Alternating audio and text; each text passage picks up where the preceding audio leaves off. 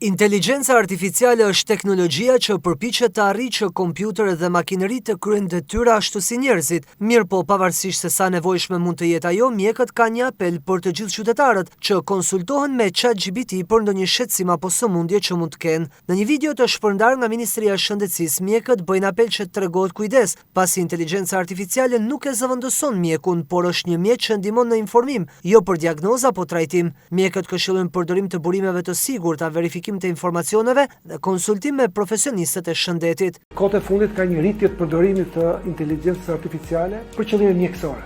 Megjithatë, do duhet kemi parasysh që përdorimi i saj nga ana e pacientëve për këshilla, për diagnozë apo dhe për zgjidhje problemeve mjekësore duhet shoqëruar edhe me këshillat lidhur me rrezikët që ajo ka. Këshilla e parë do të ishte përdorni inteligjencën artificiale, por keni kujdes, mos ngjelni vetëm tek ai informacion që morët.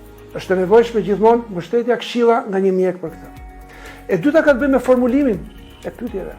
Mënyra se si e formulon një pyetje e orienton inteligjencën artificiale drejt përgjigjeve të caktuara. Treti ka të bëjë me kontekstin.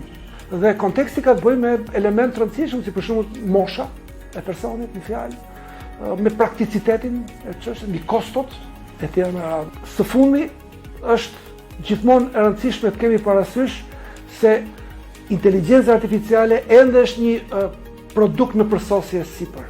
Është gjithmonë e nevojshme të kemi besim tek mjeku, empatia, profesionalizmi, njohurit, përvoja e mjekut, duket se ende janë të pazëvendësueshme nga inteligjenca artificiale, pavarësisht nga artikujt, nga kërkimi shkencor i cili vijon të na informojë në këtë fushë. Vetëm doktori mund ta trajtojë pacientin në mënyrë specifike, shpreh një tjetër mjek. Inteligjenca artificiale nuk mund të zëvendësojë kurrë doktorin.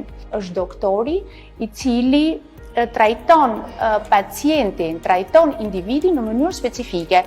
Nuk mund të diagnostikojë një infarkt akut miokardi, që është një urgjencë madhore, dhe mund të keq diagnostikohet si një pneumoni, po e zëm, apo si një dhimbje stomaku, dhe personi vazhdon të rrinë në shtëpi duke pritur që inteligjenca artificiale t'i gjejë sëmundjen dhe të gjejë trajtimin. Prindrit nuk duhet mjaftohen me rekomandime që jep interneti apo ChatGPT-ja, po duhet të drejtohen pediatri.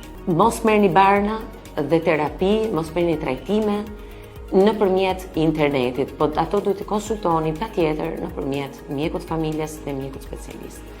Kështu që një mesazh që kam për pacientët tanë është që kujdesi i vërtet dhe ai personal fillon tek vizita e mjekut. Shëndeti është pasuria më e madhe që kemi, kështu që informohuni patjetër, por mos rrezikoni shëndetin tuaj. Muajt e fundit është vënë re një rritje e numrit të rasteve kur qytetarët konsultohen me inteligjencën artificiale për shqetësime shëndetësore, e madje duke shkuar deri në blerjen e medikamenteve vet në farmaci pas këtyre konsultave, çka për bluzat e bardha është tetë rrezikshme dhe mund të vërë jetën e tyre në rrezik serioz.